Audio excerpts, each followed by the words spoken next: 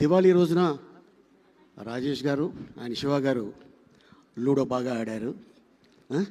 So మొత్తానికి ludo ఆడి సంపాదించుకున్నారు. And ఇది మంచి హిట్ ఇచ్చారు. అండ్ అలాగే కిరణ్ అబ్బవరం కా సినిమా తర్వాత మళ్ళీ ఇంత పెద్ద హిట్టు. అండ్ అలాగే ఈ సినిమాలో మా అన్న సాయి, అలాగే ఇంకొక అన్న నరేష్ గారు, వీళ్ళు కూడా దుమ్ము దులిపేశారు. సో ఇందాక రాజుగారు చెప్తున్నారు, ఎస్, ఎందుకంటే దాదాపు వీళ్ళిద్దరూ చైల్డ్ ఆర్టిస్ట్ కాడి నుంచి 50 years పూర్తి చేసుకున్నారు. నన్ను కూడా అడిగారు, లేదన్నా ఇంకొక 2 సంవత్సరాలు పోతే 50 years అవుతుంది, ఎందుకంటే గొప్ప గొప్పలతో నటించారు.